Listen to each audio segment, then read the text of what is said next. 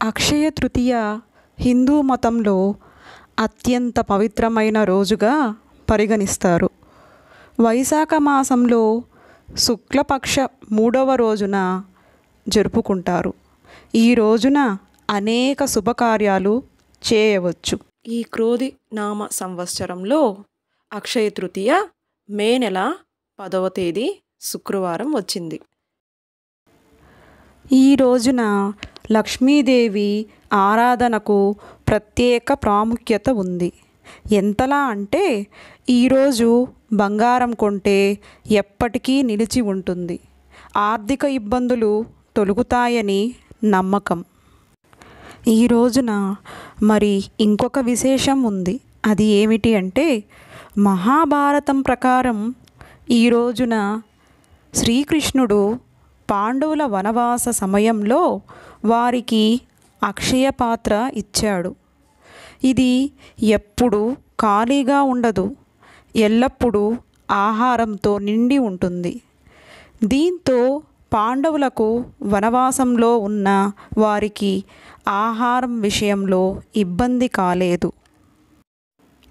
అలాగే ఈ అక్షయ తృతీయ రోజున శంకరుడు కుబేరుడిని లక్ష్మిని పూజించమని కోరాడు. కావున ఈ రోజున లక్ష్మీదేవిని పూజిస్తారు. నరనారాయణుడు అక్షయ తృతీయ రోజున అవతరించినట్లు నమ్ముతారు. భగీరథుని కఠోరమైన తపస్సుకు సంతోషిస్తూ ఈ రోజునే గంగామాత భూమిపైకి వచ్చిందని నమ్ముతారు. అంతేకాదు ఈ రోజున అన్నపూర్ణ తల్లి జన్మించిందని కూడా నమ్ముతారు. కాబట్టి ఈరోజు పూజ గదిని, ఆహార ధాన్యాలను పూజించాలి.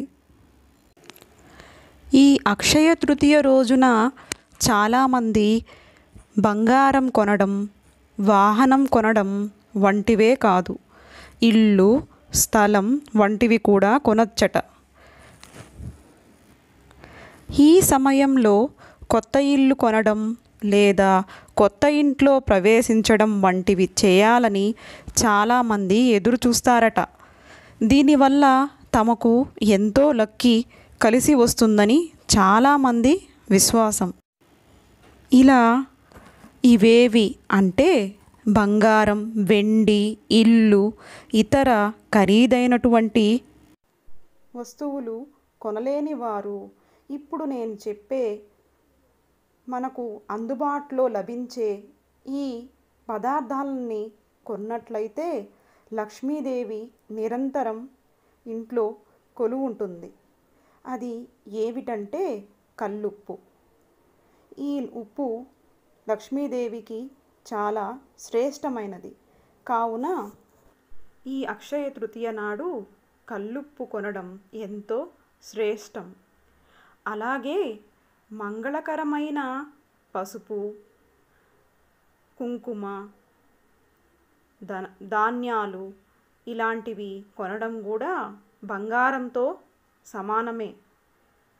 ఆ లక్ష్మీదేవికి ప్రీతికరమైన ఈ మంగళకరమైన వస్తువులను కొనడంతో ఆ లక్ష్మీదేవి మన ఇళ్లల్లో స్థిర నివాసం ఉంటుందని నమ్మకం.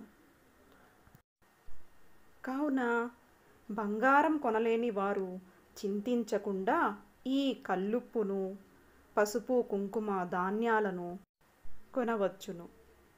ఈ అక్షయ తృతీయ నాడు అందరికీ శుభం చేకూరాలని కోరుతూ, అష్టైశ్వర్యాలు సిద్ధించాలని ప్రార్థిస్తూ ఓం శ్రీ మాత్రే నమః.